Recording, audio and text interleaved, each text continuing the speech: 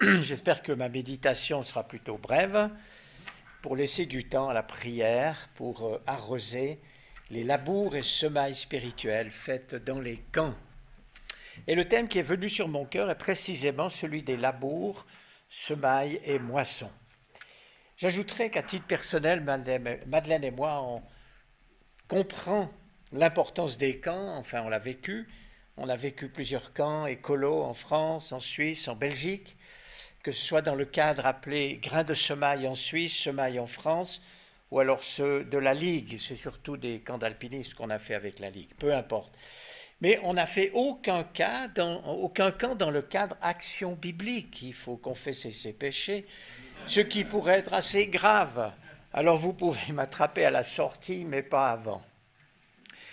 Alors je dirais que les différents camps sont semblables à un terreau favorable pour y répandre l'évangile éternel et puis affermir les croyants.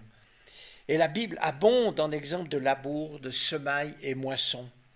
Je vais donc naviguer un peu dans l'Ancien et le Nouveau Testament, et avant de me mettre en route, sachez que j'ai mis mon partage biblique, en résonance avec les nombreux acteurs des camps. À leur manière, tels les différents partis, les membres du corps humain, tous sont des semeurs de bénédiction. Alors j'en ai probablement oublié certains, mais j'ai pensé à ceux qui, de diverses manières, soutiennent les camps, celles et ceux qui préparent la pub, on a la plaquette ici, aux nombreux responsables de camps et leur semaille du bon grain biologique et écologique qu'est la parole, pour offrir un pain spirituel nourrissant aux campeurs. Et puis, j'ai pensé aussi aux responsables de l'économat, qui sont vigilants pour que personne ne puisse dire « la mort est dans la marmite », selon l'expérience de 2 Rois chapitre 4. Et puis, les cuistots, car ventre affamé n'a pas d'oreille, les casseroliers et autres. Sans eux, les cuisines seraient un foutoir. Je pense que tout le monde comprend. Que dire des précieux moniteurs, monitrices si consacrés, qui rendent généralement épuisés mais heureux. Et je n'oublie pas les musiciens, les infirmières et infirmiers, les équipes de nettoyage, WC et multi-entretiens en tout lieu, les as du bricolage et travaux manuels, les animateurs des jeux en plein air et pour les jours de pluie, les préparateurs, bricoleurs, dépanneurs, inventeurs, réparateurs et trouveurs de solutions en tout genre.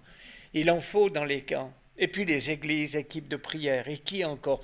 Sans oublier ceux qui sont prêts à tout faire en urgence, en dernière minute. On a vécu cela, et je termine ce chapitre par cela. Il y a bien des années, nous étions pour une colo dans les Ardennes, près de Charleville-Mézières, dans un petit village appelé Château-Lamay.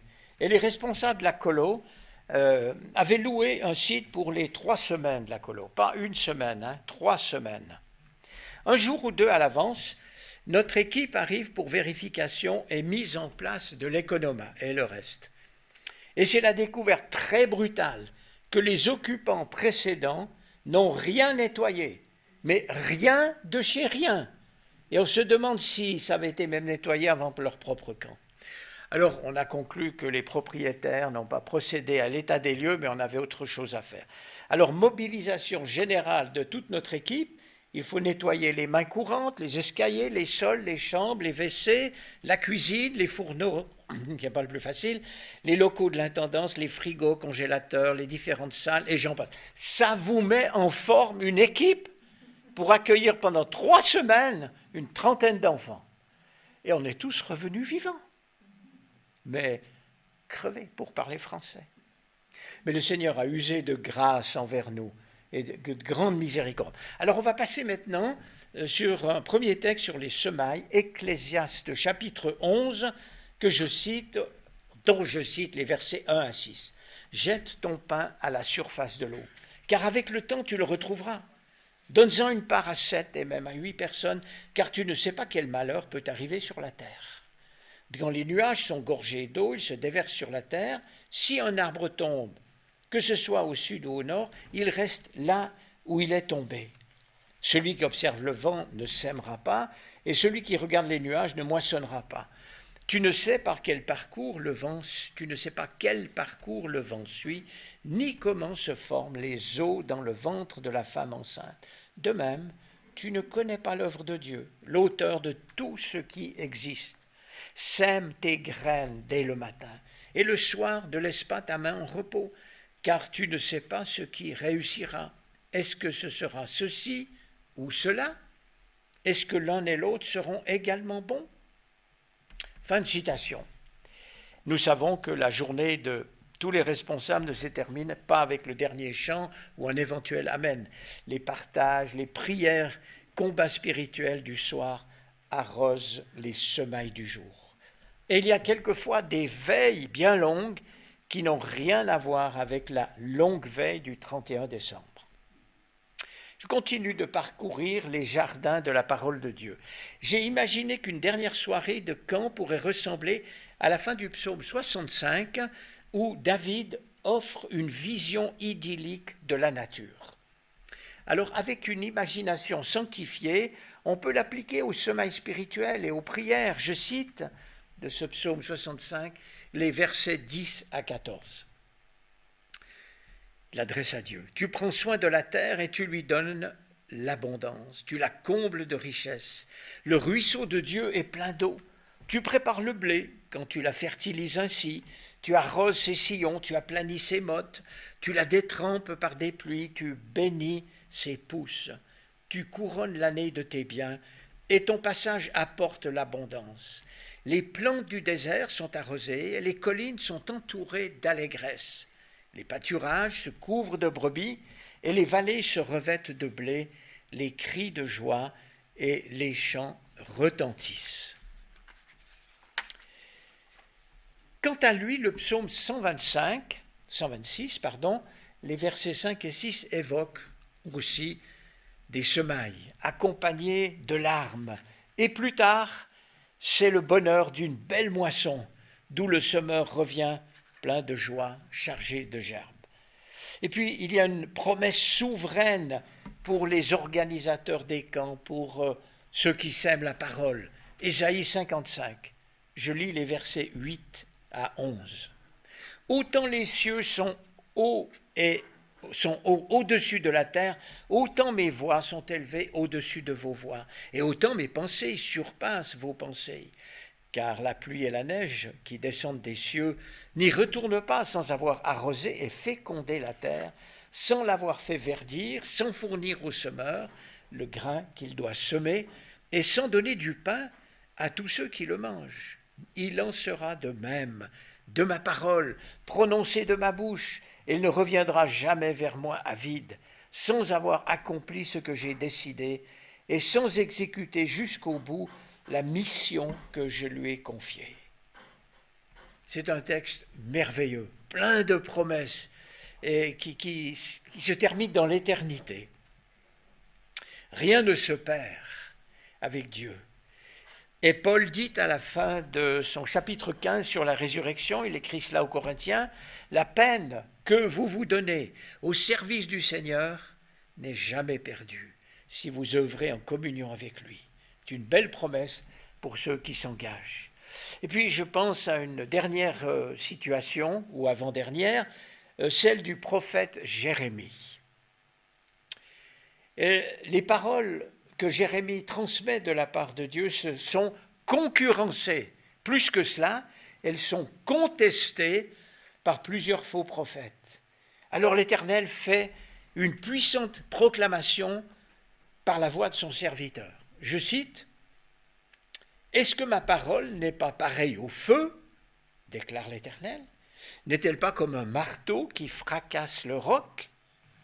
Fin de citation. À quoi nous répondons, « Oui, bien sûr, elle l'est, car nous voyons pas mal de cœurs brisés, de jeunes, et pas seulement, d'enfants aussi, venir à la croix du Calvaire pour démarrer une nouvelle existence. » Et c'est vrai que cette parole est à proclamer, à annoncer avec douceur, à ceux au cœur qui sont déjà quelquefois endurcis. Certains jeunes peuvent déjà avoir ce cœur qui a besoin d'être brisé, des enfants aussi. Mais que de magnifiques victoires remportées dans la vie de beaucoup d'enfants et de jeunes lorsqu'un cœur religieux, comme on l'a peut-être été pendant tout un temps quand on a grandi dans une famille chrétienne, dans une famille d'église, on devient religieux assez facilement, jusqu'au jour où tout d'un coup on se rend compte que nous avons besoin d'une relation et pas d'une religion. Passons dans le Nouveau Testament. Marc 4, verset 26 et suivant, c'est une parabole de Jésus. Il parle de l'homme qui a répandu la semence dans son champ. Et qu'il dorme ou qu'il veille, le semeur. Mais on ne dort pas beaucoup dans les camps. Qu'il dorme ou qu'il veille, le grain germe et la plante grandit sans qu'il s'en occupe. La terre travaille toute seule pour faire pousser le blé, d'abord la tige, puis l'épi vert et enfin les grains de blé. Autant d'étapes pour rappeler qu'il y a un principe de vie, de croissance, de puissance explosive dans le grain de la parole de Dieu. Et ces réalités prennent place à leur rythme dès lors que le grain est semé. Mais il faut qu'il soit semé. S'il n'est pas semé, Jésus dit, il n'y a pas de fruit. Et puis une dernière situation, ou citation, dans le Nouveau Testament, j'ai pensé ce que Paul dit aux frères et sœurs de l'église de Corinthe, qui n'était pas une église au top, mais je lis 1 Corinthiens 3, versets 4 à 6. Lorsqu'il y en a qui disent « moi je suis pour Paul » et d'autres « moi pour Apollos », n'agissez-vous pas comme les gens du monde, de manière toute humaine, trop humaine. Après tout, que sont donc Apollos et Paul? Des serviteurs, rien de plus, qui vous ont amenés à la foi, chacun d'entre eux accomplissant la tâche particulière que Dieu lui a confiée, suivant les capacités qu'il lui a données. Paul dit, moi j'ai planté, Apollos a arrosé, mais Dieu seul a fait croître. Or, en fin de compte, tout dépend non de celui qui plante, ni de celui qui arrose, mais de Dieu qui donne la croissance. Planter ou arroser revient au même. Les deux tâches se valent. Planteur et arroseur sont des coéquipiers de rang égal qui travaillent à une œuvre commune. Cependant, chacun d'eux recevra son propre salaire en fonction de son propre labeur. Nous qui œuvrons ensemble. Alors, l'église locale ici et vous dans les camps, nous ne sommes que des collaborateurs de Dieu et vous êtes le jardin qu'il cultive. Fin de citation. Magnifique parole d'équilibre et de complémentarité. J'aime ce texte. Pas besoin d'explication parce qu'il met côte à côte chacun, soit dans un camp, soit dans une église locale. Alors il me faut conclure en rappelant deux réalités. La première est que personne ne récolte des haricots le lendemain des semailles. Et puis deuxième réalité, les responsables d'aujourd'hui sèment, du verbe semer, sèment aussi des responsables pour demain. Et il faut dire ceci à tous ceux qui s'engagent, vous travaillez pour l'éternité. Avec la précieuse promesse de Proverbe 11, 25, celui qui arrose sera arrosé. Alors félicitations et reconnaissance aux multiples responsables dont vous êtes les représentants là, vous trois.